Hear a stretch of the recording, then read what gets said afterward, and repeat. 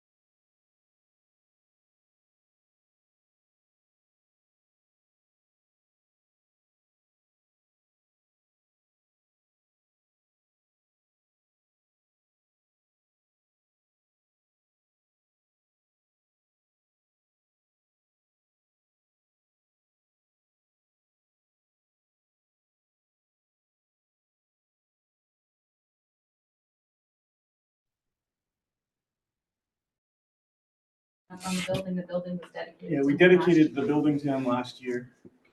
And then years ago, I got him. And we already bought the plaque that says enjoy retirement.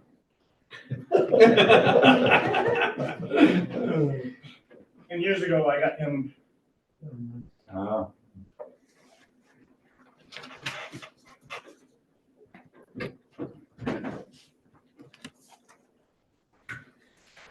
won't be at tomorrow's meeting in Scottish. And then he was honored at I'll make sure. MMA. MMA's ceremony. I'll be heading down to Philadelphia to spend the weekend with my granddaughter and my kids. Motion to call the meeting to order. The chair calls. No, that's all right. I'm okay with your spunk here. Let's get it done. Call the meeting to order. Beautiful. All right, so there's gonna be no minutes because JD's not here. That's fine. And JD is a busy man. We owe him a great deal of gratitude for his efforts. That's for sure. Yeah, He and was very honored. yeah, I do have, we had an issue with my financial statement last meeting. So I've corrected it. I have not reconciled the current year. But if you look at it, 2023 reconciles out. And then I show you the expenses for this year and of course, no income currently for this year. And then at that bottom, the income loss is from 2001 to 2024. So in 23 years, we've only amassed $33,000. Did you get the new check from Green? Yes, it just hasn't. The reason that it's up here is showing that it actually says it didn't show up back then, but I did get.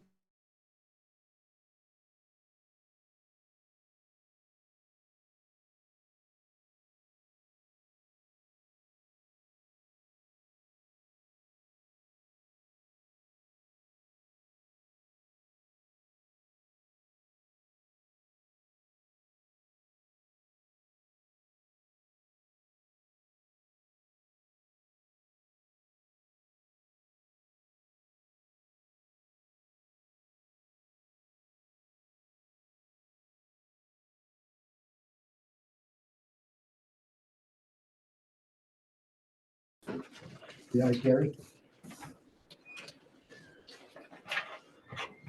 Next item. Public hearing. Shall we open up the public hearing? Perfect timing. It's recorded. Perfect timing.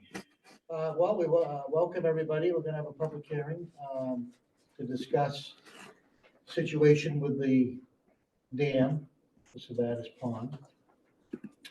I like to try to keep some order, but we don't want this too rigid. So if you have a question along the way, just feel free to raise your hand and we'll get to you. Everybody's welcome and we appreciate you all attending. So where shall we begin? Do you want to, I guess, yeah, maybe we go around and introduce ourselves? I'm Jeff Burrell, representing the town of Sabatis on the commission. Dan Garrett, representing Sabatis. Eric Gangan, representing Wales. Steve Wood representing Green. Lou Moran, also from Green. Gary Sokolowski from Wales. Also speaking today, go ahead. Casey Clark, I work for the Maine Department of Marine Resources. I'm not on the commission, but I'm here to talk about the fishery. And you'll see why he's important at a later time. You want to start with a brief history? Yeah, I Or guess. Why we're to this point? So, let me stand up here so people can hear me. Which is, What's that? that's the Wright Pierce report on the dam. Well, the overview is that our dam was put in the mid-1800s. And since that time, it's had some upgrades along the way. The last one was probably around 1980 or so. The dam had a substantial amount of work done to it. Since then, the weather, time and ice have beat up on the dam. We have to open and close the gates to keep the water levels at a certain level throughout the year. And it's getting to be almost impossible because the gates are just so, the original gates, and they're so old, they're very difficult to operate. So several years ago, the state of Maine dam inspectors came and they inspected the dam and they determined that we have some issues. During the upgrades throughout the years, and I'm gonna call it patchwork, there's never been a total overhaul of the dam. There was no plans that the dam was pinned, and that really troubles the state. So they advised us years ago that we were gonna have to come up with a plan to upgrade this dam and bring it up to modern standard. So here we are, several years later. The commission has been meeting throughout the years. Mostly it was formed not because of the dam so much, but the three towns got together trying to regulate the water levels and trying to clean up the pond, which has an allergy problem. So that was the focus most of the time. Each town throughout the years has been putting in $3,000 into the commission's kitty so that we can do testing and other things along those lines. Since then, we've kind of inherited taking care of the dam because we control it. And here we are today facing getting the dam repaired. Now, the state has been, I think, lenient with us because they know we're really, we want to repair the dam. And they've been working with us by not beating us up, I'll say. But at some point, they're going to require that this dam be maintained properly and upgraded. So we do not want to wait and be under the shotgun, so to speak. We'd like to, preempt it and fix it. And especially if you try to open and close it, you'd understand what I'm talking about. It's very dangerous going out there. I was out of town, but these gentlemen had to go. You got water flowing over the dam. The gates are, you got to use wedges to get the teeth to raise it up. It's just not a safe environment. And the time has come to fix it. So we're going to be going to each community. Here we are tonight, Wales. Tomorrow night, Sabatis. July, we're gonna be in green. And just to try to educate the taxpayers, that we're gonna be asking every town, that has, lake frontage to assist us in fixing the dam. And we're shooting for, we've hired an engineer, we've had the engineer studies. I think that, we've done a lot of due diligence, we've applied for federal grants, but each town, we're hoping we can get about $400,000 to fix the dam. At the same time, we've been working with DMR to maybe put a fish ladder. That's something they'd like to see. I'll let him explain his end of that, which would also help us repair and upgrade the dam. Okay, that's kind of an overview. Any questions? How much is the grant money is there grant money? Right now, we've not received any grant money. We're hoping to through DMR, and we're hoping to raise $400,000 per town. It'll at least cover our end of it, and hopefully they figured with the Fishway, what we were at, 2.4 million, 2.2 million? 2.358. Okay, 2.358 million to do a Fishway and repair the dam. So that's where we're at this time. I know this is tough times for a lot of people, but the time has come and we've been putting it off.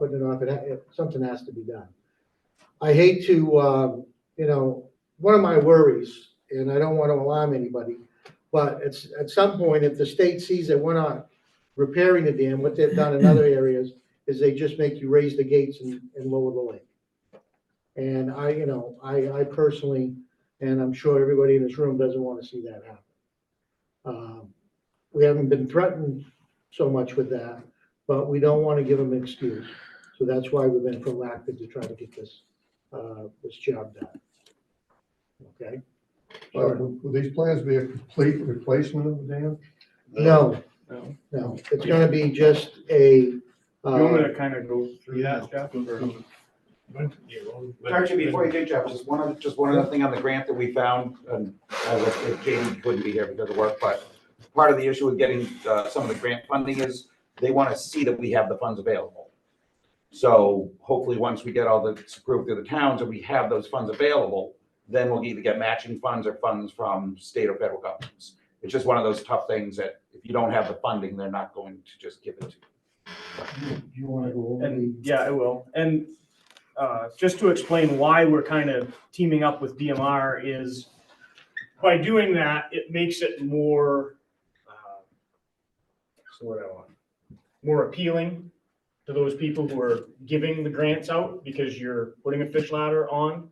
So that's why we've teamed up with him, but we're not asking the towns to fund the fish ladder. We're only asking the towns to fund the upgrades to the actual dam. So that's the biggest thing. Yeah, if I could, Eric, just Yeah. about the grants question. So Yeah. I do a lot of grant writing for my job at DMR. We do a lot of projects trying to install fishways or do other restoration projects for the state. And there's really one grant opportunity that's available from the federal government that works to repair or reconstruct dams. And there's tens, a lot more than that for a bunch of other restoration projects or replacing bridges or things like that. But really for dams, there's only really one that qualifies. And so what we've been trying to do is find grant opportunities that will fund the fishway and some portion of the dam removal on top of it. So trying to get them to sort of swallow both pills at the same time.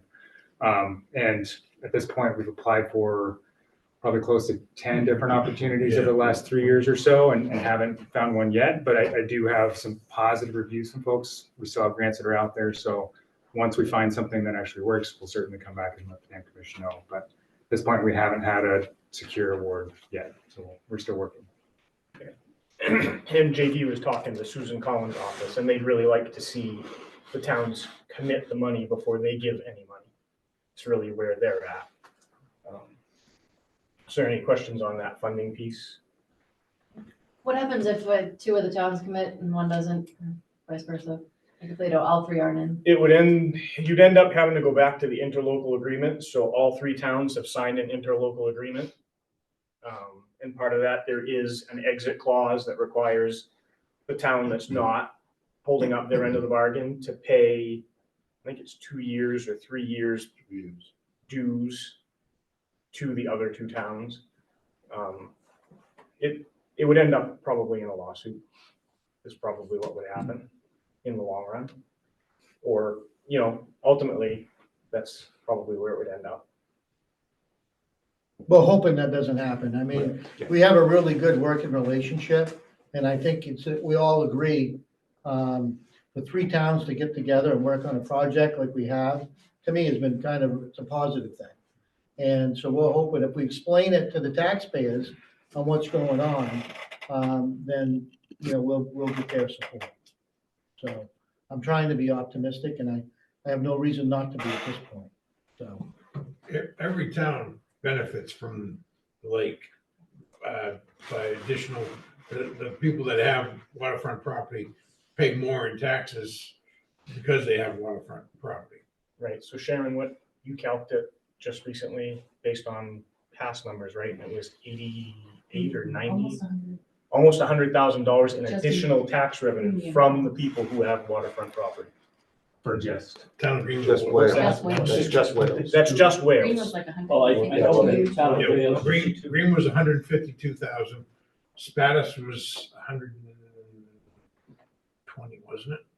I don't remember. Yeah, I think it was like 120. So ultimately, if the waterfront goes away, you lose that tax revenue because those people no longer have waterfront property, so your tax base is gonna come down. That's just the short, story for that. I know the town of Wales is assessing property taxes throughout the entire town currently. Yep. And I know they're not done with that process. And I can guarantee you that everybody's property taxes are gonna go up probably within the year.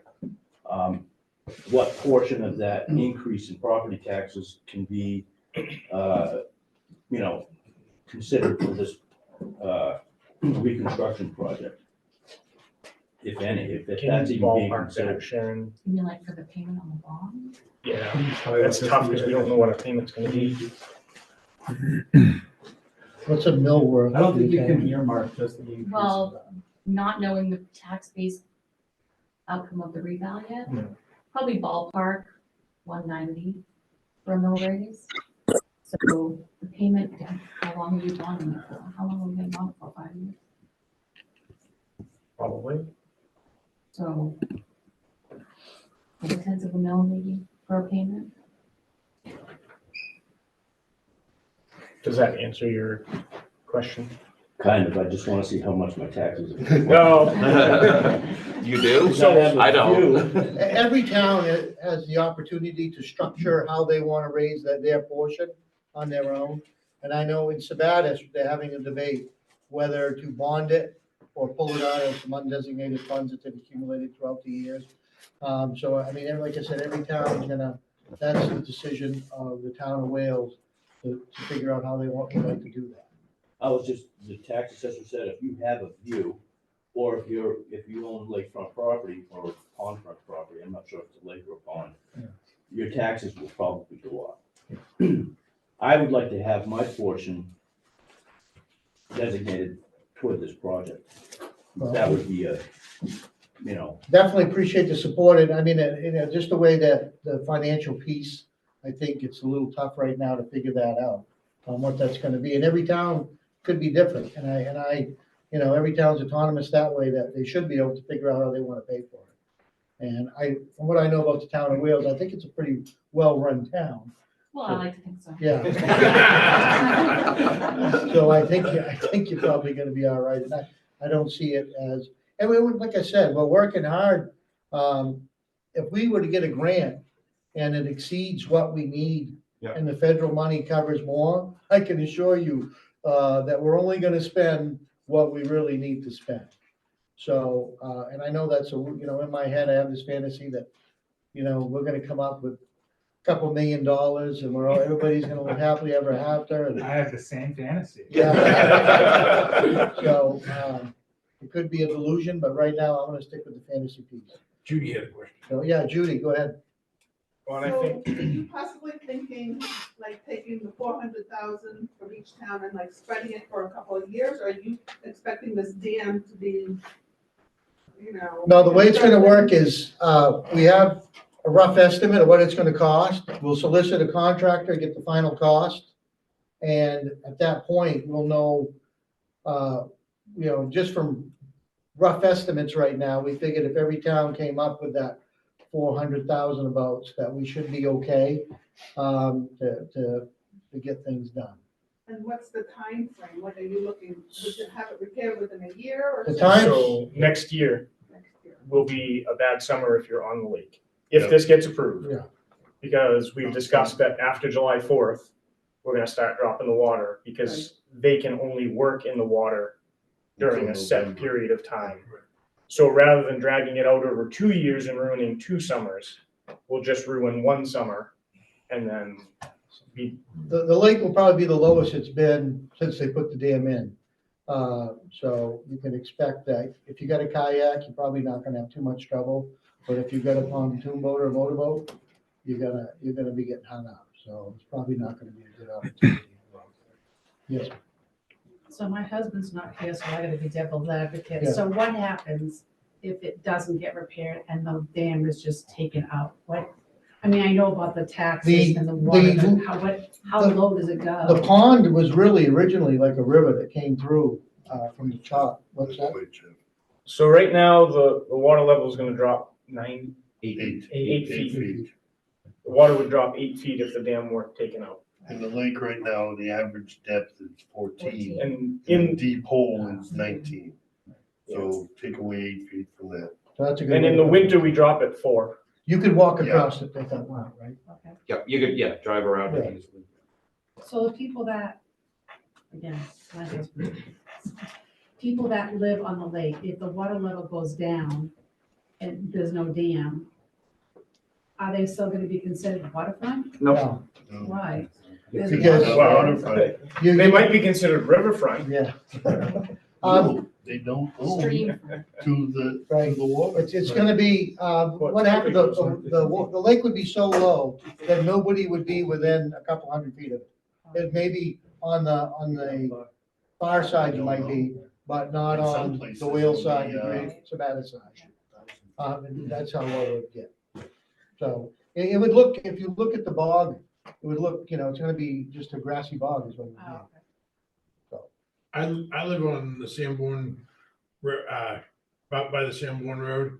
And if you drop 8 feet, I'm at just shy of 300 feet out of dry ground before I hit water. Just for an example.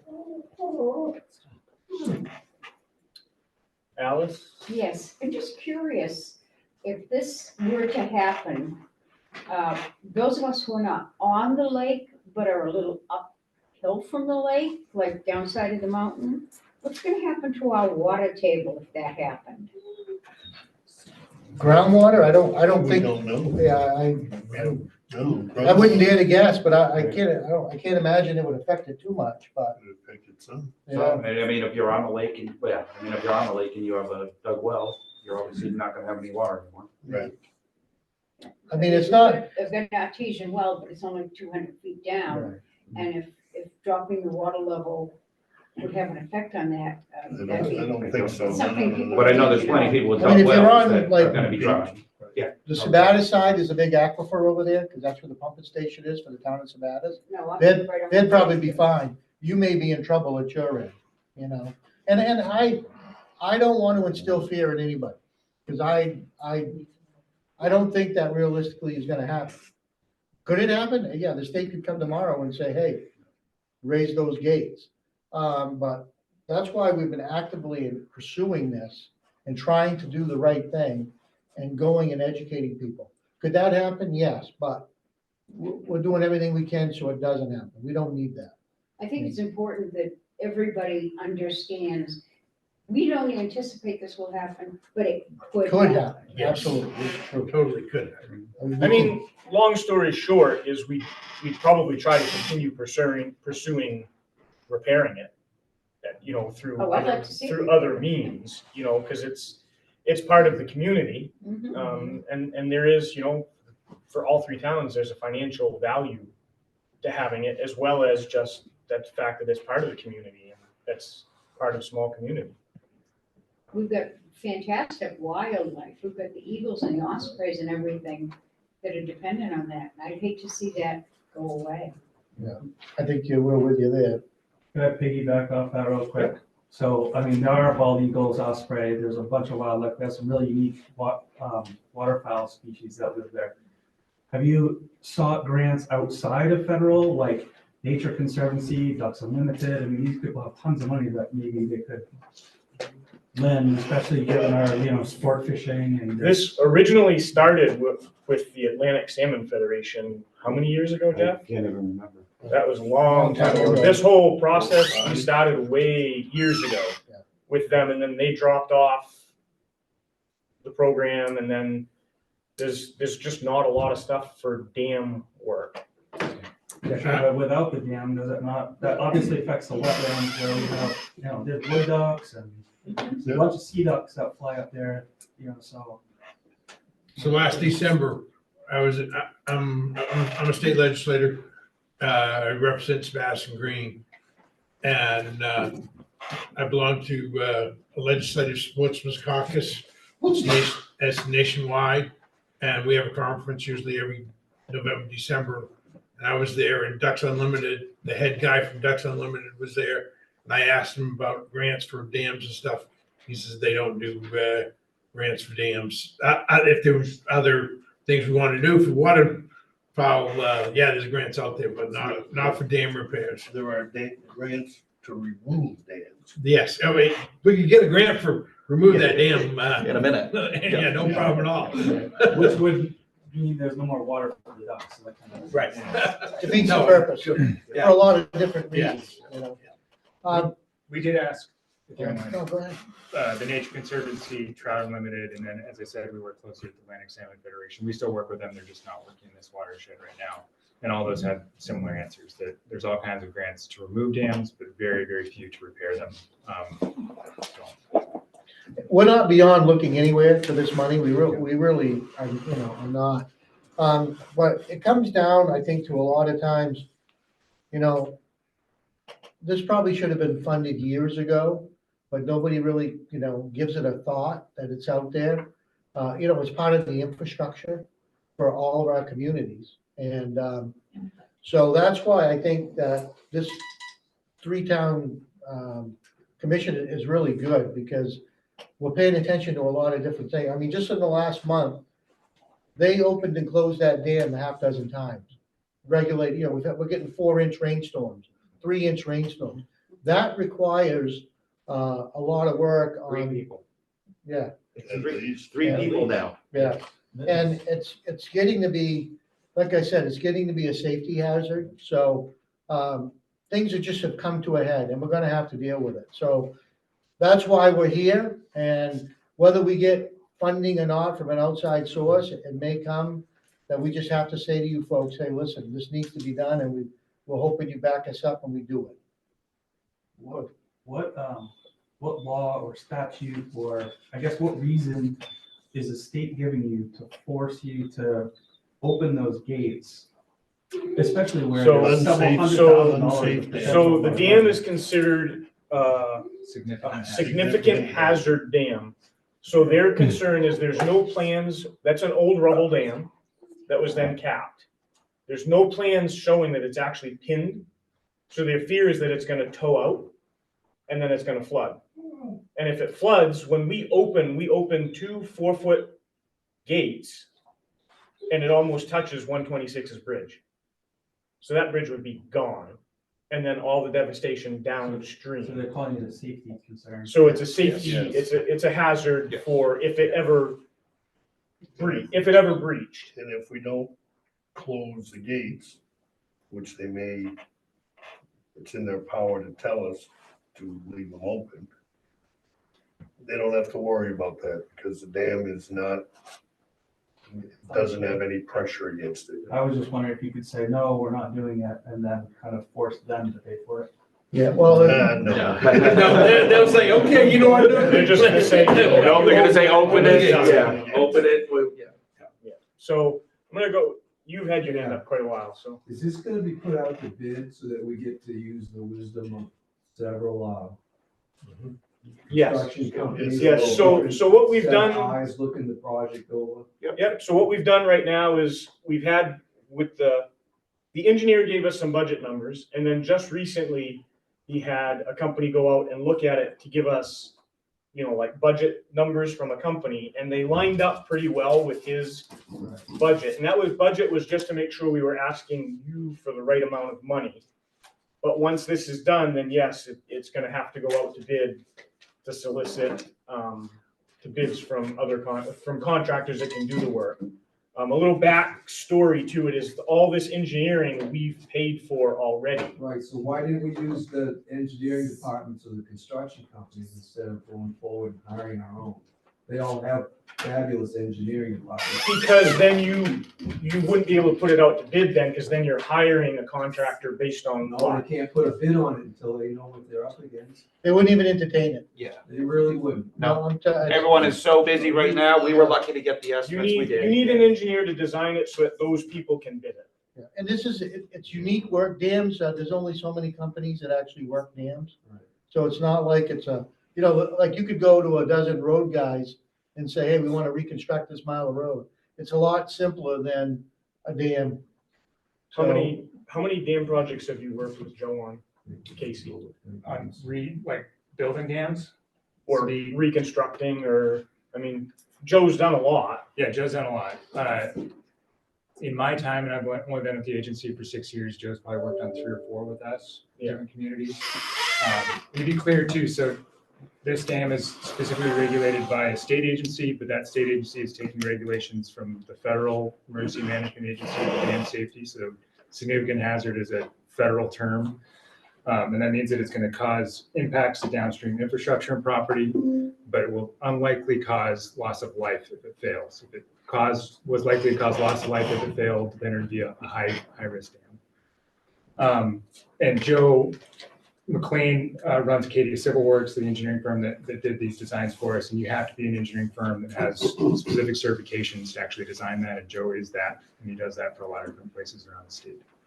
And part of that was we went in with Casey so that Casey paid for part of the engineering and we paid for part of the engineering because it dovetailed.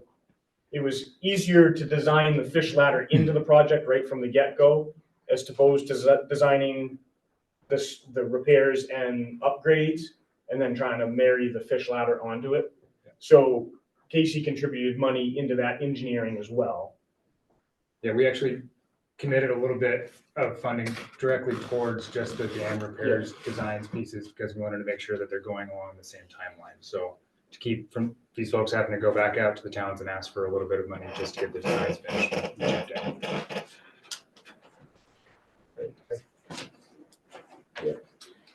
Has there been any thought given to the fact that if we do lose control over raising and lowering the water, which my belief was to freeze the aquatic plants that cause the algae bloom, and if the eventual 8-foot drawdown would not return to a river, I think we'd be looking at a cesspool if algae was to take over and kill all the aquatic plants and animals in the pond because there's no oxygen level.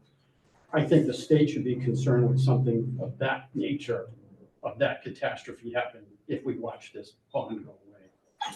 It's definitely a possibility. It'll be him and then. Does all the reconstruction activity have to take place on site, or can they design huge portions of it and barge it in and truck it in? We can go over that. Go piece by piece. Yeah, it's gonna have to all be done with the way it's being done, it's gonna be done on site. For what needs to get upgraded and You stuff. manufacture huge portions of it off-site, bring it in on a barge, crane it into place. Not really, because I mean, They're gonna do pours in place. Pours. and- Yeah. because even with Because dropping the we're water, not we have to put taking a the dam coffer out. dam in.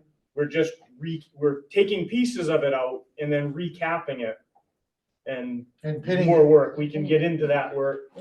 And that's the big thing that the state is, when we're done with this, it's gonna be pinned to the ledge underneath it on the side of it.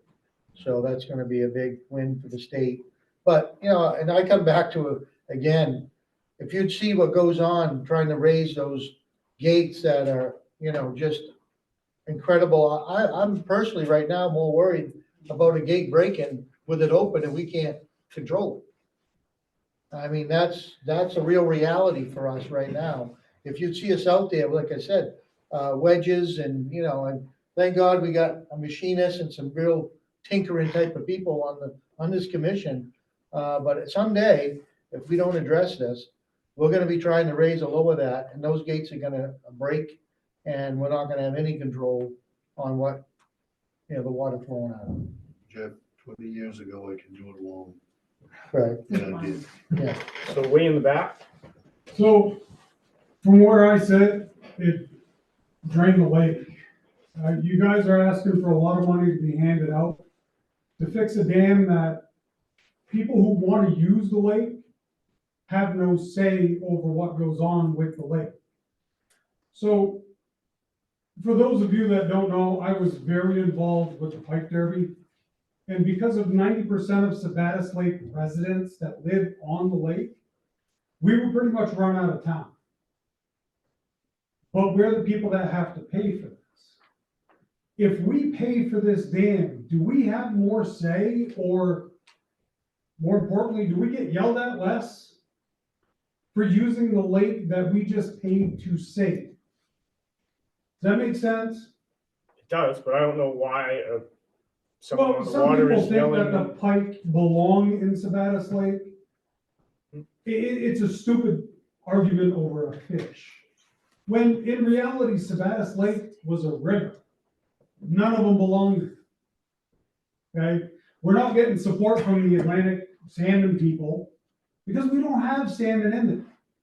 We don't have trout in there, maybe one or two that the pike just haven't gotten yet. So that's my argument. And I have a view of the lake. It's important to me. And then other people that work around the lake don't have any say over the level of the lake. I know of people that have asked for the lake to be dropped off 6 inches, and they're told, no, we're not gonna open the gate. We're gonna flood farm field because we want the lake a foot high. So let me address that. There is a water level order in place that we agreed to with DEP. We, as the dam commission, do our best to maintain that level. Who suggests the level? The Department- DEP or you? DEP, it's here. We have. So it's they in- say 9 feet, you keep it at 9 feet. It's at black and white. We have to open it at this time and shut it at this time, and this is the water level we need to keep. Now, backstory, what happened was years ago, you had the towns all battling about water levels, and that's how we kind of got here today. And that's why the DEP finally came down, the state and said, hey, listen, if you guys can't get along and regulate this thing, we're gonna do it for you. And for many years, they opened it whenever there was a bloom. So if you lost, if it was blooming mid-July and you were there on vacation, they didn't care. They were draining the lake to get rid of the algae. So this was the compromise to kind of get DEP not controlling it anymore, to give local control. And it's controlled by the water level order that we're gonna maintain this height through these months for recreation. And then we do the drawdown and then refill in the spring. So that's how that all works. And that can be changed. You know, the water level order can be changed. We just have to go through the process to change it. But some of the upgrades we're doing to the dam are gonna help us do a lot of things. So I guess we can get into that just so that you guys can kind of see there's more to it than just reconstructing a dam and making it so it doesn't fail. Right, and my Hopefully in the end, it's gonna give us better control and help with water quality. Right, and my point to that conversation is there's more to Sabattis Lake than the camps that are on Sabattis Lake. There's residents that live and work, namely work, around Sabattis Lake. And 6 inches can make the difference between 10 acres of workable land or 10 acres of swampland. It's 6 inches. And from where I sit, those people don't have the voice. Well, it depends. Is it because we haven't been able to, I mean, when we're getting the rainstorms we're getting right now, I'm gonna be the first one to tell you, we haven't been able to maintain it at the right height. This was at the end of the year last year when the water levels maintained right up until at the very end when you had no choice but to drain it for winter. Yeah. Water levels remained exceptionally high through the end of summer. So that is the true water level. That's what's defined in the water level order last year. Okay, then. Prior years, there were times where it was lower than, like the year before it was lower, because Right, so why did we change? before. Where did the change Well, come? last year. Well, it because rained we every didn't have day. enough water to fill it. Right. It never filled. Not last year, we had So an knee-jerk excessive rain. reaction, we suddenly say we're gonna hold on to all the water because we had one dry year? No, we never achieved the water level order because there was not enough water coming in to get to the level we were supposed to have. It's last not year. us deciding, I guess that goes over my pay grade. right? We don't decide what water level it's gonna be on, what's the date to close the dam, to start refill? Within a week of ice out, isn't it? Right, so ice out, we close the gates, start filling. That year, we shut the gates, it never filled. We can't control that. We did what we're supposed to do. That was 2 years in a row. So the water was low those years. Last year, we had so much rain that we were constantly opening the gates to try to get rid of water, and it was flowing over the top of the spillways all year. We just could not get rid of enough water last year. And it wasn't because we weren't trying. We were trying. It's just our hands were tied in what we currently have there for a dam. And I totally get where you're frustrated, but I think some of what we're going to do could help with maintaining a more steady water level. I mean, right now, when the word goes out that we need to raise that dam, we all literally go, oh, Jesus. I mean, it's getting to be that difficult to deal with that dam. And I gotta tell you, give us your number and we'll have you come out there with us and you'll be able to see, probably could use your help. How miserable it is to try to get those gates to work. Yeah. So it's one of those things that, and with this, there's such a balancing act in this and, what is the right water level? I mean, I think if you ask 5 people, you get 5 different recommendations. But at some point, if you feel that the water level needs to be changed, I would say write a letter and we can discuss it and bring the DP in and talk to them about it. We're not opposed to anything. And the less confrontation and the more we work together, the better off I think we'll all be. I mean, I used to love the Pike Derby, seeing everybody out there enjoying the lake. Got a little crazy sometimes, but I thought it was pretty cool to have that in my neighborhood, so to speak. So I'll just point out, so if you look at your drawings and you look up here, this is the west spillway. Water level is supposed to be at that spillway height for summer. There's a flashboard that goes on the spillway over here to make it maintain that level. That's per the water level order currently. So optimistically, if the funds come through and you start the project next July 4th and you open the gates, how long is that water level what's the estimated project duration Till time? November. Till November? That is, our hope is to drain the lake starting early July. And by November, the project's done. Well, I think their goal is everything they need to do in the water is gonna be done by that time. There's still gonna be some land stuff that may still need to be done because they're really gonna focus on the time they can't touch the water and the stuff in the water after a certain date. But there's some miscellaneous stuff, so it's probably gonna go a little bit longer, but we'll be to the point that the lake can start refilling. By We're hoping it November. only affects that one season, that one construction season. And even though they may still be doing some work on it, at least the next season that comes, the water level should be, maintained. So for that year, will my property taxes go down? No. Matter of fact, they're gonna go up. I'm not gonna lie. No, because we gotta pay for the repairs. Right. So has the state brought in a biologist to determine, because if you're dropping the lake at 8 feet, the temperature is gonna go through the roof.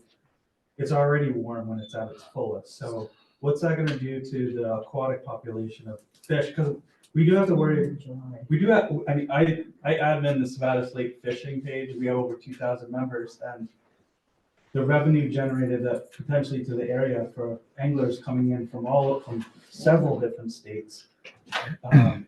If the fish population is affected tremendously throughout that. How long is it gonna take to rain? In the 80s, they used to lower the lake 8 feet every year.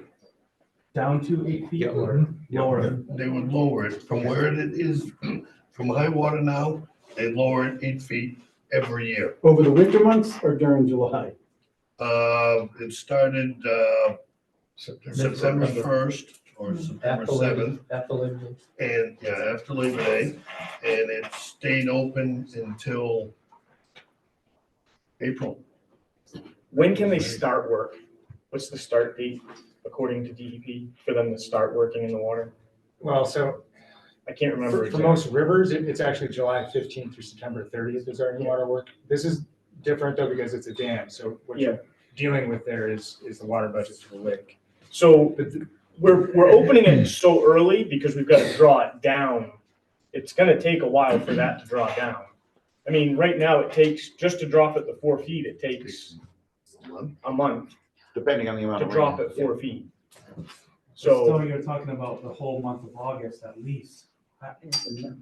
So the answer is no, there's been no like biological studies as far as the impact to the aquatic life or wildlife that depend on the aquatic life. No, not that I would know, and to be honest with you, it's one of those situations, do I think it'll affect the fish at some point? Absolutely, but do I think that, it's also gonna affect the fish if the state comes and we crank that thing over permit? And we've, So it's the lesser of two evils, and yeah, it may impact them for that season, but it's what we have to do. And there's no way around, not doing that.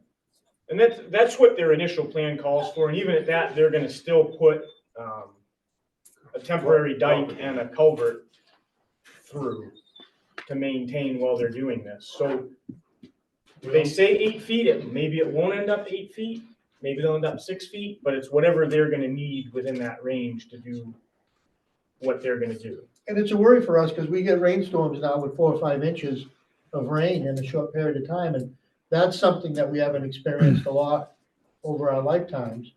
So it's going to take some management to try to keep our construction project from floating away also, It's not an easy task rebuilding a dam.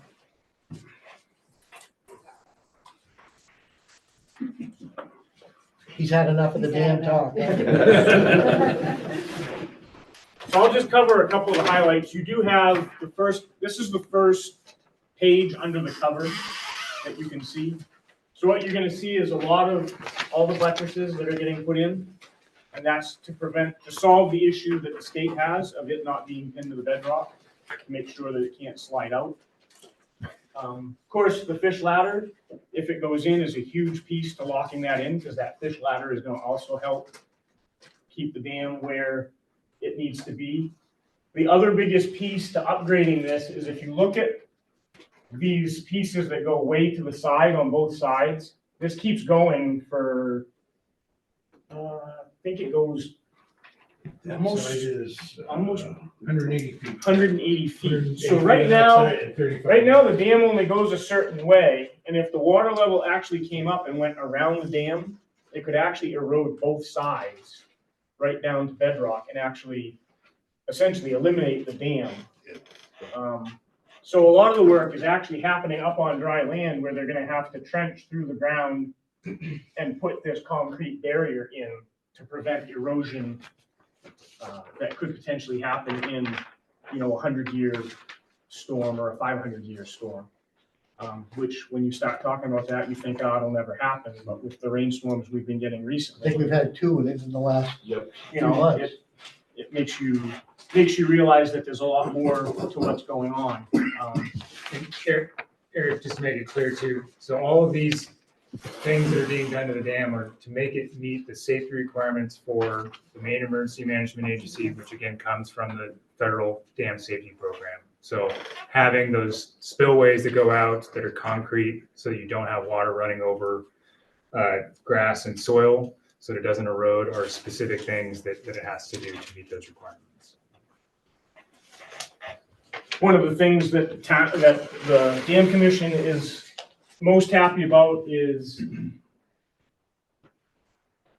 so 2 new gates are getting put in that are gonna allow us to hook a drill up to it and open the gates without having to manually put shims in. What were you making of? 5 new gates. 5 new gates? Well, yeah, well, they're technically, yeah, I'm not there yet. So the main gates, 2 new main gates. But then what's gonna help with water quality is then we're gonna get 2 skim gates over here. That's actually gonna allow us to skim the top of the lake off. So when the algae starts blooming, we can start dropping those gates and skim the top off during the summer. Which is also gonna help with your water level that you were talking about, you know, the water level not being as full. Because if we start trying to help and work arm in arm with the watershed people and try to get rid of some of that algae and help bring the life back, we're gonna use those skimmers to skim water off. So that's a big piece for us too. Right now we have splashboards that go in, but we can't operate them. Because, you know, if you've got water against them, you're walking in through 10 inches of water, you can't do anything with them. And it's really unsafe going out there, especially when water's pouring over the top of the dam. You know, really it has become a safety issue. And like I said, my biggest fear is one of us falling off or we break a gate trying to open it and then we got no control. So, Does the fish ladder have a gate? Yes. Yes, It's a fish so, gate. so it does have a gate, it does have a gate up at the end. And that's Dan's favorite gate, you're gonna say? So yes, the fishway does have a gate up at the top, so it can be shut off. But then it also has a series of, I can't remember how many baffles, I'd have to go a couple more pages back, but there's quite a few baffles, so we can control the flow. Right now, Sabatis Sanitary District needs us to flow 3.3 CFS, 3.3 CFS, for their operation to happen. So, And the state minimum is 2.5. yeah. Just so. So we can shut that fish ladder down to meet just the minimum water that we need to put out, or we can get up to 60 CFS, right? Amy? I believe it's 45 or 60. 40, but between yeah. 45 and 60 CFS just through the fish ladder, if we want to. cubic feet per second is what the CFS is. Yeah. In addition to the 2 gates that are the same size as the gates we have now, and, you know, 2 of those 13 foot each. Yeah, so there's 26 feet of 1 foot skim gates. So we can flow some water and control the water a lot better with this upgraded design. You can do it easily with the drill. Yeah. And the key is, you know, if you make things, it'll be easier for everybody and you're gonna see a better product at the end with the water levels being kept at a certain, you know, where they're supposed to be. Right now, like I said, when we decide we gotta get out there, it's just not fun anymore at all to try to go do that. So that's my biggest thing right now is the safety of operating the dam has become, you know, my biggest worry. Yeah, it'd be very easy for one of us when we're out there opening it to fall off. And it's all ledge on the, if you fall on the lakeside, all right, you're going for a swim, but you fall on the backside, you're gonna fall 8 feet and you're gonna land on ledge. And it's not gonna be pretty if you look at us, Or in the full flow of water that we just opened. right? We don't heal like we used to, let's hold it down. So, So that's it in a nutshell. So Do Wales residents have any access to Sabattis Lake in Wales? not in Wales. I think no. everyone does from the boat launch. What That's about the- Mars? But not in No Wales. public access. That's a public access to the lake. I believe it's- No, yeah. The boat launch is public. Mars Point is private. Oh, it's private. So you don't have any access to the lake? No, not unless you drive to the Sabattis boat launch. If you go to the Sabattis boat launch, then obviously you can get in. So if we vote this through, will we have any access to the lake in Wales? We don't, the town doesn't own any land on the water, so there's no way Does for us Green to have put public that access? in. Yes. They get on by Nason's Beach, but it's really right away. It's a right of way. It's a right of That's a way. private right of way. Right. It is a right of way, but It's it's also a right of way to the town, for the town of Green. Is it? Yes, it's a right of way for the people on the west side of Sawyer Road. But it is also I believe it's a 15-foot right of way for the town of Green. how about Long Beach? Isn't there a piece on there? I thought Long Beach was a public access. That's too. It's also No, it's not a boat Town of launch. Green also has a legal right to that right away. I've seen the So paperwork. do you, as a It says- commission, do you expect to have the floor at town meetings to be able to address some of these issues about the loss of taxes and potential loss of all the issues about tonight? Right. Do you have, So the benefit of the commission is there's 3 people from each town, so they have the ability to speak. And then every town at its town meeting can also ask for others who aren't residents to speak. And I'm assuming some of us as dam commission members are gonna attend those other town meetings to try and help explain. And in addition to the meeting tomorrow night in Sabattis, and then the one that's gonna happen in Green, hopefully we can get the word out. It will be on. And get people educated as to what really is going on here, and that there's a tax benefit to it. There's the keeping the lake benefit to it. There's the sportsman side to it, the recreation side to it. There's a lot to keeping the lake, around. And it's a safety issue. yeah, but being able to say that at town meeting. Yeah, no, the town of Sabattis, I can speak for them. We're gonna have a warrant item for this, for the financial side of it. And, there was a debate whether they wanted to bond it with road stuff or put it on a singular warrant.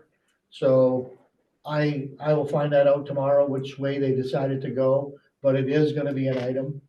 And we will be able to speak at town meeting, and explain to the taxpayer, like we're doing right here, why we think, this is necessary, I've talked to Carol in the town of Green, and she's already contacted their bond bank to discuss options. The selectmen told me that they're fine with whatever warrant articles they need. I spoke with Tim Kane at the town of Sabattis, and he felt he was all right, but he did ask me to send him my sample of the warrant article our attorney just wrote for us. So all 3 towns are putting it on their warrants. And then, there's 3 of us from each town. And one of us is a selectman. I'm the selectman for the town of Wales. Mark Duquette in the town of Sabattis is on this commission. He's the selectman for Sabattis. And then Mark Randall is the selectman for Green, who's on this commission. So that's part of the way this board is set up. A selectman from each town has to sit on this board. And then 2 members from each town are appointed to sit on this board. And this will be going to all 3 town meetings this year? Yes. Yep. Green will be having their town meeting the first Saturday in August. So. And we're going out there to have the same kind of, public hearing, July 23rd. Yeah. Okay. So like I said, we're making our rounds we'll be tomorrow night in Sabattis. We appreciate, there's nothing here top secret. Share the word, explain to people what you know. they have any questions, they can, reach out or come to our meetings. Like I said, there's nothing here that's secret. We need you to participate in this process for sure. Because like I said, it's getting to a point, when you get out on that dam, it's becoming a safety issue. I just add, maybe not a good question, but you keep talking about if the, like, one time you go out there, the dam might just break. No, Right? Door might, I'm not, well, well, yes. no, I mean, yeah. you've said it a couple times, Yes. so does that change things? If it breaks, does the state now have to step in and help us? I know, we have to help ourselves. They'd be happy, yeah. Okay. They'd be happy to. It would be a liability, it would be a liability off Right. of them. It's happened in, other towns, in other dams. Yeah. It broke one day, I was opening it and it broke. And that was back in, the mid-90s. And the town of Spadis rebuilt it was before the dam commission. Mhm. And the town of Spadis had to repair that gate, both gates. Only one of them broke, but I mean, if I were with OSHA and I know somebody, if I see you up on there and I see an 8-foot drop on some ledge, you should be wearing fall protection. No doubt about it. We open the gates with OSHA right around. Yeah, We do it on Sunday morning. We'll put it in our budget. Yeah. There's a guardrail over 34 inches, I think. Yeah. No, it's realistically, We're laughing about it, but You're right. that truly is it. That truly is OSHA didn't want to see. part of this whole thing is guardrails and safety and making this so that, we're an all volunteer commission. And we all work jobs, and if one of us gets hurt, our jobs will suffer because of it. So this is truly not just safety as far as the hazard that's downstream, but also safety for those of us who are actually maintaining it. But that's something else that is, you can't see it on the prints. But there's railings, walkways. Yeah. All of that's built in. You can see it on the print. Oh, you can. If they flip to their page 3, I think, it gives them the elevation with the railings. It gives all the elevations for where the gates are. Yeah. The spillways, all that stuff, so they can see. And we do have kind of a railing now. No, it's Kind of a railing. Kind of, it's a railing that was acceptable back when in the the day. last repair was done. Right. Yeah. If you can jump over the 3 feet of rushing water to get to the railing. Yeah. There's multiple issues that are going on here, right? We as the dam commission have discussed this, and it's something that we as a commission should have probably started dealing with long ago, and we were just happy to keep asking for the $2,000 every year and not really put much thought into what happens when we really need to redo this. But a lot of that money was going to monitoring. Right. it was For a the longest different time, function. we were doing a lot of monitoring of the water quality. It was water level and monitoring was the focus. And then, like I said, we control the dam and we're out there. And like I said, we got handy people that are fixing this thing. And I'm, in my mind, because I am as non-mechanical as someone could get, saying, geez, if this thing breaks halfway up, we're in trouble. Well, no, that's why in the past few years where USGS and now, Bates College and other organizations are taking care of the monitoring, that we've been able to use the funds to pay for all the engineering for this. And the repairs that we've had to And the do along repairs, the way. There are some repairs that have had to be done. We had the gates worked on. Custom did it Yeah, several years ago. several years Yeah. ago, but it's back the way it was before his repairs. I mean, they're using old timbers to hold up these wheels that were, put in 1860 technology. I mean, it's pretty impressive that it's, survived all these years, but at the same time, I'm no boy genius, but I know it's gonna break here soon, so. And like I said, we're here not because this is a luxury item, this is a necessity. And education is the key so that the people know what's going on. There's nothing we're doing that's secret, So please feel to share and, like I said, if you're willing to come help someday, I'd love to show a few people, you know, what that entails. Cause it's not fun. It's really not, you know. And then, you know, as people get older and move on, there's definitely a better way to do this in a safer way. And with this repair, you know, we're not gonna have to worry about this thing for probably quite some time. Not in our lifetime anyways, I would say.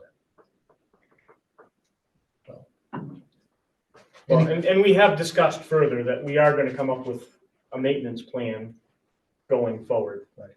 To ensure that in the future, there are funds there to maintain this when we need to maintain it. You know, the $3,000 a year just doesn't cut it, and maybe, you know, if we brought that up to 10,000 per town, or whatever the case may be, that, you know, after 20 years, you've got quite a budget that you can, you know, use to maintain it, because it's a, you know, mechanics break, you know, it's a mechanical item in there. Yes. Speaking of maintaining it, do they have, I think they call them stop logs upstream of the gates so that they can cut off the water flow and maintain the gates in the drive? No. In the new design drawings? Oh. In the new drawings? In the new drive, yeah. You know, I don't know. Just a slot of concrete. Where would the stop logs be? They To go go upstream upstream, of the gate. yeah, so that you can shut the. No. Good question. We have that in most fishways we build in other places, but that's a good question for Joe to be sure of. Most of the time, that's just literally making sure that you have the slot to hold the board, and that's all the additional infrastructure that you're adding. Good idea, thank you, you know, I mean, we can ask that question.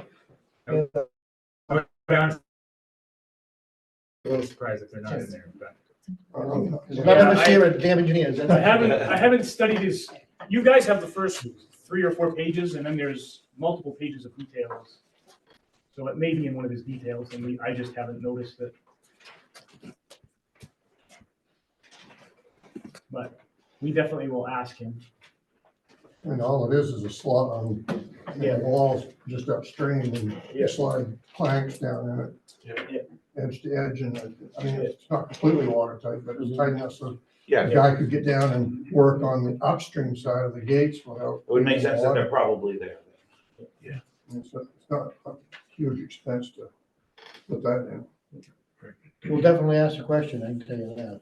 Get a quote from the Amish people. Sometimes the simplest things make a lot of sense, don't they? Any more questions? No.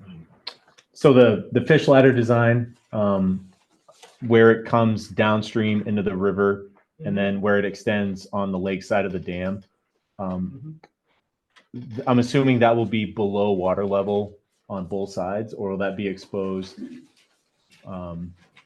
the water? They'll be exposed. So on the lake side, there will be a thing sticking up out of the middle of the dam where the fish ladder comes out? Yes. Yeah, there's no. Because there's no real side drawing that shows. Yeah. Well, it's everything's at this elevation, so nothing exceeds. It's gonna be like a peninsula going out. Right. But it's not gonna exceed. It's the opening on the. Right here. Right. Right. Yeah, I'm trying to get an elevation. So 247. And the spillway's at 246. So it's a foot above water level. That. Yeah. That's gonna be a foot above water level right there.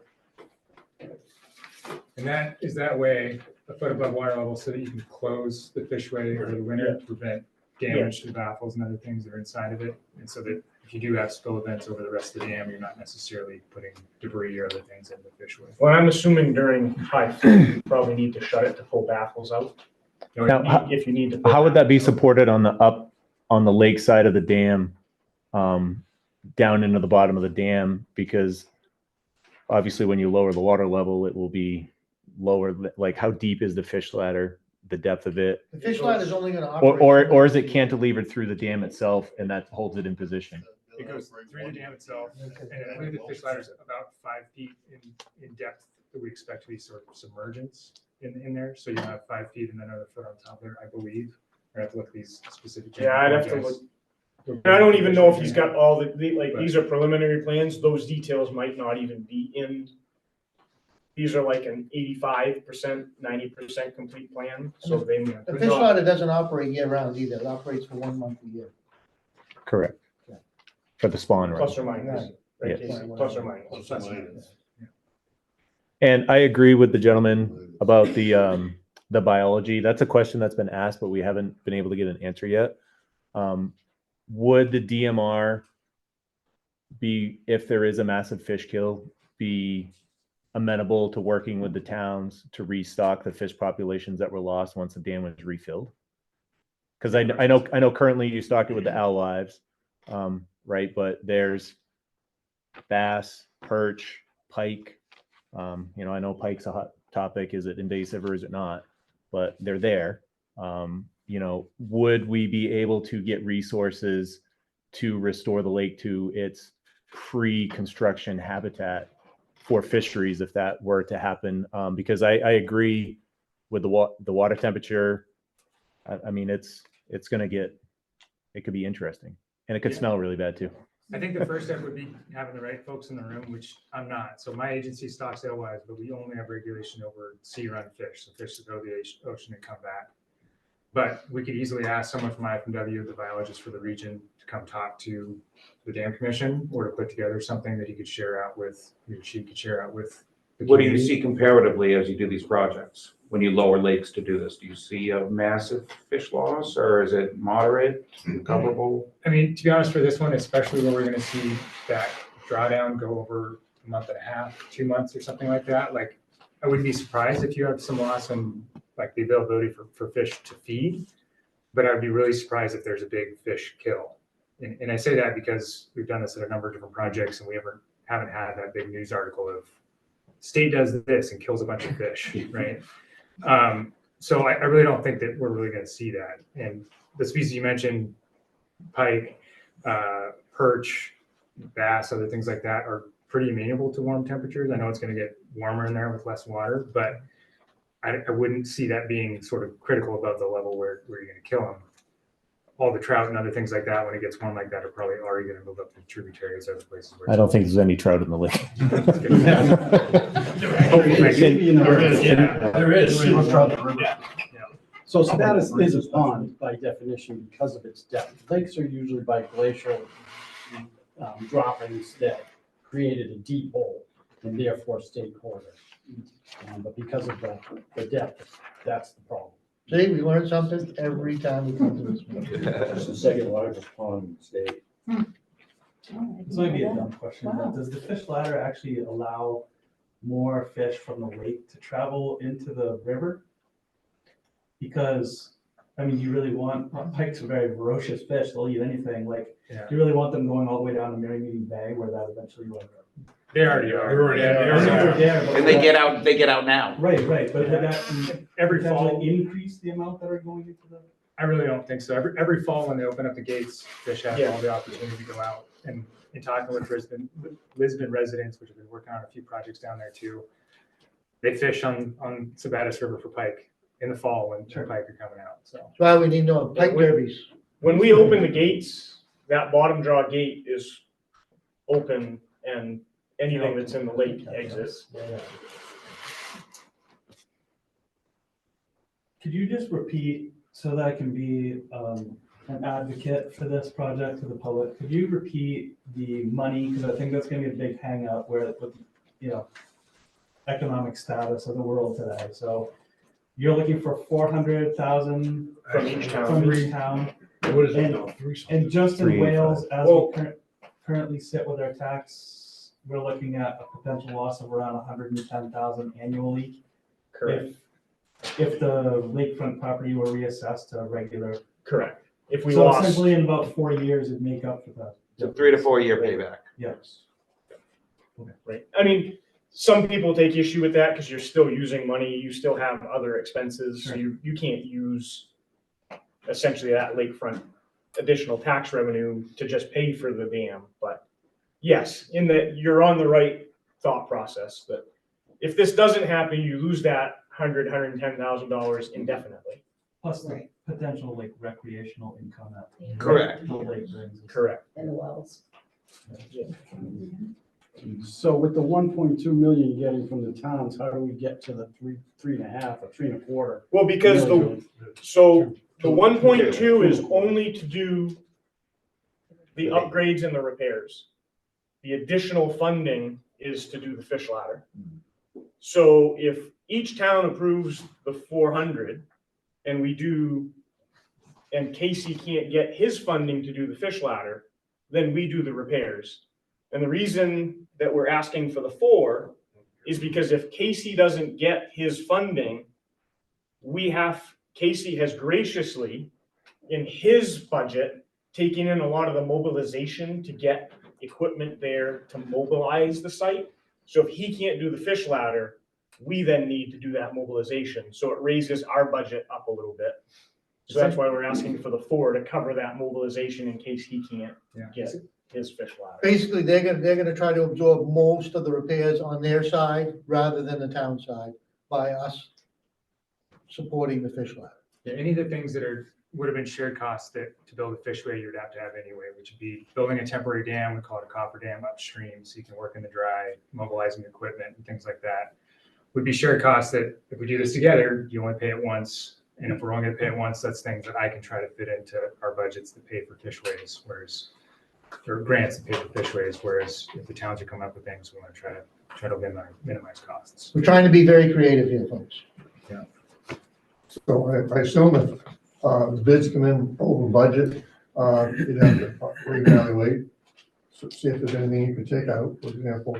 But then if you still need more money, you'd have to go back, have a special town meeting perhaps? You would, but we do have a contingency fund built into that number that we've asked you for. We put a 30% contingency This is on a that, kind of just a maximum knowing. number, not that we're gonna use it all, just, worst case scenario. It was very nice when Joe finally got a company to go out there and they submitted a sheet. And when we paired it up with this, the only thing that didn't match was they put the mobilization costs on our side and not on Casey's side. So if you just shifted that money, their numbers pretty much matched what the engineer had told us it was gonna be. So that just happened in November. They went and looked at it. So it's a good sign that we've got a decent budget here out front of us. And we still have the fantasy that we might have federal help that could, if we got a $2 million federal grant, then this could be a lot less for the taxpayers and any monies would be returned to the towns appropriately. So When was the Susan Collins appropriation gonna happen? Is town meeting too late for that? we submitted. Yeah, so. Who knows? But it doesn't mean that we wouldn't be able to try, if the towns approve the it, next there's no round. reason we couldn't apply for it the next round. And then they'd see, hey, the towns have committed to this, we'll kick in some money. We're not stopping applying for every opportunity that we hear. And we've knocked on every congressional and senator door to try to help us.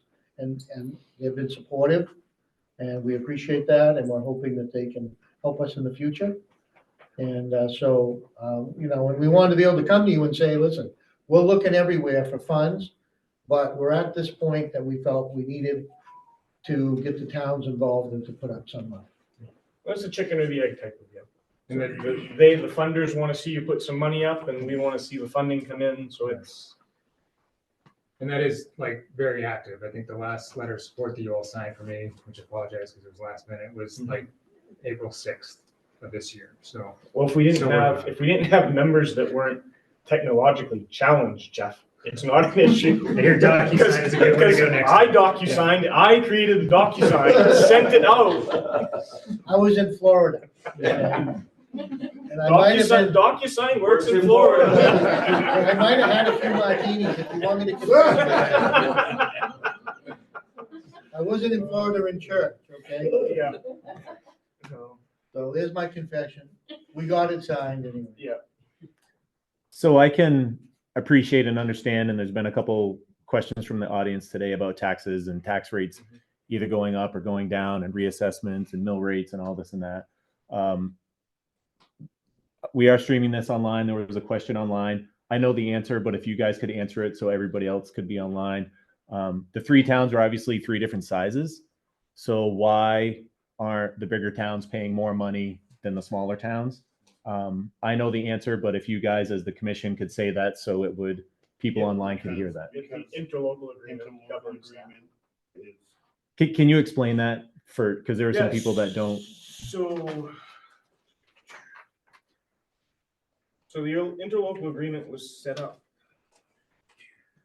The actual amount of waterfront between each town is not as disparaging as the populations either. Right. Right. It's Yeah. not that big a difference between the amount of waterfront shared between each town. And that's why everything is in the interlocal. Divided agreement, all equally. three Divided. And again, for, So- yes, for the past, whatever, 20 years that the dam campus has been So- around, you know, each town paid the same amount.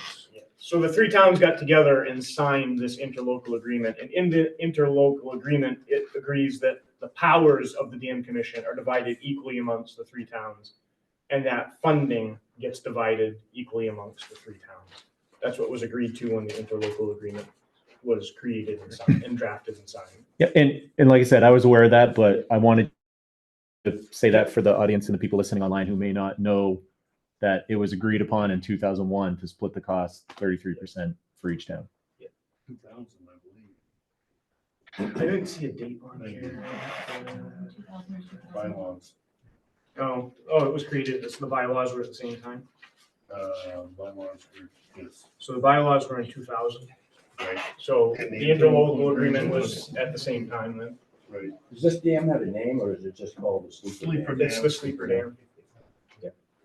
When do you plan to go out to bid, if this gets approved by all three? As soon as, We have as soon budget. as the last town votes to approve it. You got a bid package already to go, So, plans and specs? yes, the engineer, so that's the other piece, is the engineer that we've hired, that we've already paid for. We've already paid for him to do all of that. We've also, well, we haven't written him the check yet, but his budget that we've already incorporated in our budget currently is his supervision of this project as well.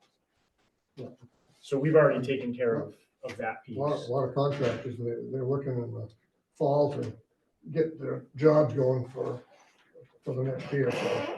Well, that's why the minute, Early the last fall bid town, would be great. last town meeting is green, and as soon as that goes, then we're gonna be pushing to try and get this out to bid as soon as possible so that it can get in someone's docket for the next summer. For July, yeah.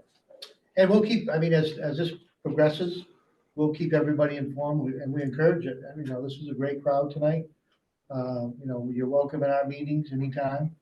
We appreciate the input, we really do. So if you go to the Town of Wales website, which is new, there is a spot for the Spattus Lake Dam Commission. And a video of opening the dam. Yes, and a video of us opening the dam. And also, like, if you look at the calendar, dates show up, and we'll try to be good about if something's happening to post it there. We don't have a Facebook page because none of us really want to maintain that page. I already maintain 4 of my own, so I don't need another one.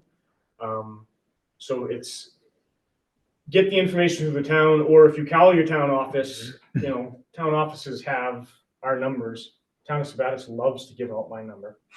I don't know why, Jeff. All the inquiries, I've gotten probably 4 inquiries from Sabattis in the last year. So. You do so well with it. We support. I think they don't like talking, but anyway, so yeah, call your town offices and get a hold of one of us. Or, if you're from another town and you want to talk to me, you call our town office. Sharon can get you in touch with me. I think anyone on the dam commission has no issue talking to anyone about what we're trying to do and better the community. And it's gonna come a time, and I'll say this, that it's okay to volunteer for your town. I mean, to get on this commission. I know in the town of Sabattis, I'm gonna be encouraging other people to come sit in these seats. Hopefully we can get this ball rolling, so the future people in this commission will have an easier time than what we've had. You know, like I said, I'm in Florida winters. You know, Dan's been involved in this for 50 years. His wife is making him retire. So, you know, it's just a matter of time.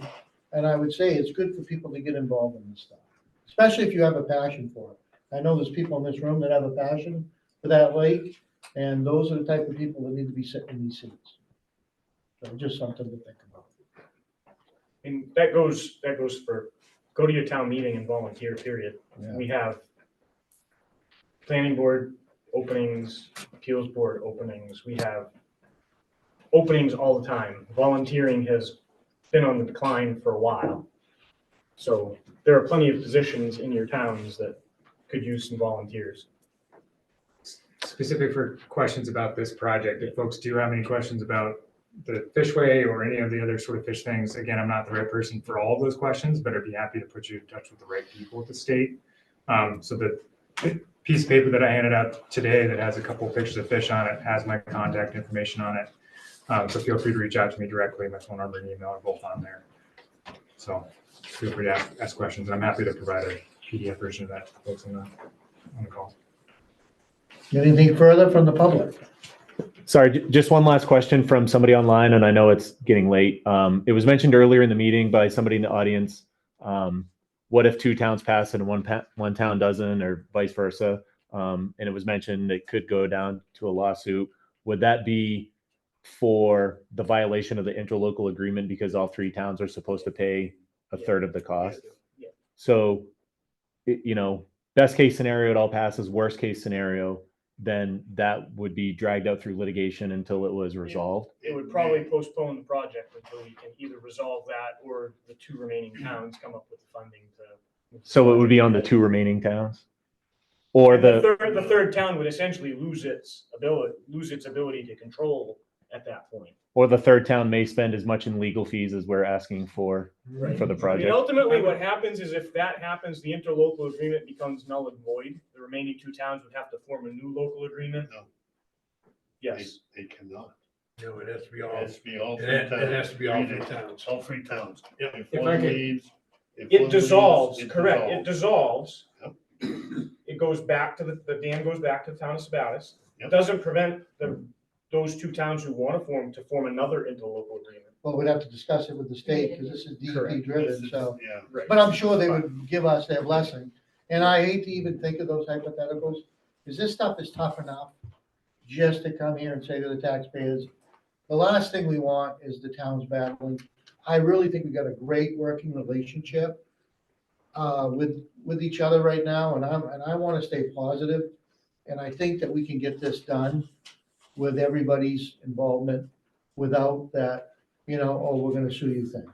Oh, But I think, hope so where- as well. but I hate to even think go where there. it comes Yeah. from is with everything that's gone on and the economy going the way Oh. it's going. I mean, we're going through, well, we went through our budget season and no matter how hard you try to control costs are going up. You can cut to the point that you can't cut anymore, but your costs still went up. And it's just, There are gonna be folks in every town that probably won't support this project. But I'm hoping that the majority of people in these communities, Green, Wales, and Sabattis, will know that we need to do this and get it done. well, hopefully they see the value in what we have. We have, you know, yes, the lake isn't the greatest for swimming and it's not the greatest for some of the stuff. Could it potentially be in the future? Yes. And that's really what we have to think about is our future generations.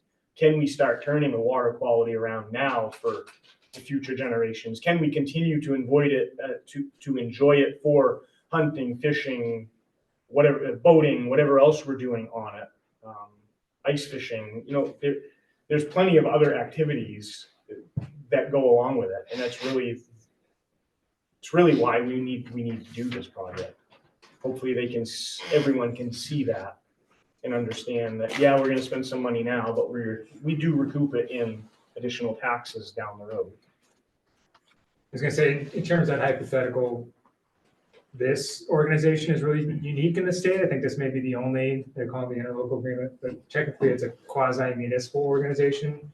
It's one of the few in the state, and it is a really good show of cooperation. I think that hypothetically, if one town doesn't vote for this, I assume what probably would happen is that you would then go through another year of towns voting on it with a little bit more outreach, more cooperation or communication to figure out where the dam commission missed or where the different towns didn't hear each other to figure that out. So legal things may happen, but after, I think, a long process of folks actually sitting in a room to figure out what's going on. And in the end, no one wants that to happen. Oh, That's just the, no, that's the I legal agree. side of it Yeah. when we come down to it. That's just what it is. And it could not, it's possible that it doesn't pass in the town.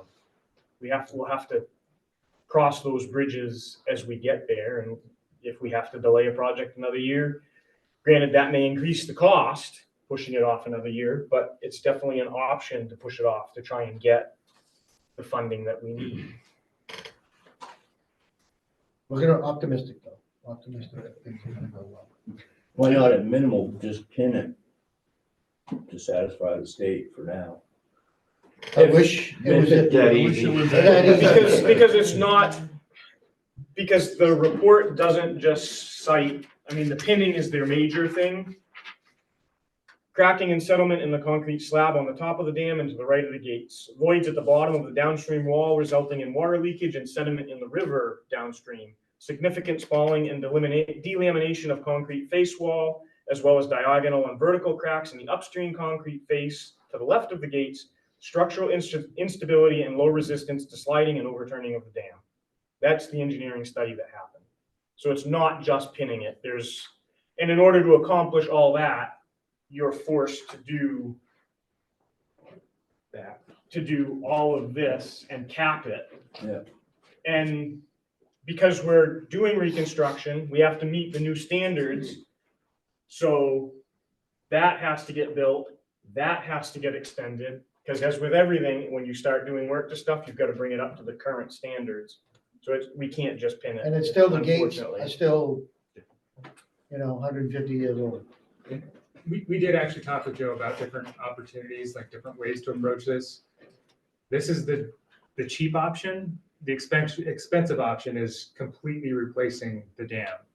And really between the two of those, the dam commission reviewed it, really didn't see a dramatic advantage to removing everything of the dam that's there and starting new. And so it's a good question. And it's one that we definitely thought about. Seems like a lot, but actually to get up to modern standards for a 100-plus-year-old dam, There's a lot of the dam staying in place and just being either resurfaced or covered over or buttresses being built to it, as opposed to ripping. They're gonna rip some stuff out where the gates go in, obviously, where the fish ladder ties in. They're gonna have to cut some of that out, but the majority of the dam will stay. That's a concrete dam, existing concrete. It's concrete over rubble. Pile of rocks and concrete sheathing. And the pinning question is whether or not the rocks are actually pinned to the better. Probably not, but who knows, I know the concrete is, but who knows about the rubble? Right. What was the cost estimate for a complete replacement? I'm just curious if you guys had both options. Did you get an estimate of complete? Well, he had, Around 3, wasn't it? he had given us like off the hip number, nothing that we could quote, just to compare like what would be this option compared to that. And I think it was a third more at least. Yeah. Because If we not did more. discuss that topic in the beginning. We just figured this is the best value for the dollar, and it's gonna serve the purpose for generations to come. So, In talking with Joe, I don't think he felt there was a significant structural difference between going each route. What we're doing here will satisfy all the requirements without putting a whole new dam in. Do we really need to put a whole new one in at that point? I think is. I mean, And is it the worth, dam and the repairs will be pinned. The front face. No, I'm not questioning. Oh, no, listen, Well, no, we asked the We're just question. answering the. Well, no, I read the report that said that it wasn't recommended to replace the dam, just repair it. But I was just curious if it's $2.4 million to repair it and it was 2.7 to replace it. No. Oh, yeah, we You would know, have gone, we might as well just replace it. But if it's 2.4 all in to repair it, or it's $6 million, then I understand. Yeah, it was significant enough in his off the hip numbers that it was just, let's go the path that accomplishes what we need to accomplish. Thank you. All right, it's getting late. Any questions? Everybody, like I said, please join us in the future. And if you have questions, don't be afraid to ask. If you have advice, we're really good at taking that too. Thank you very much. Yeah, thanks for all the work you guys are doing. Thank you. Motion to- How are you?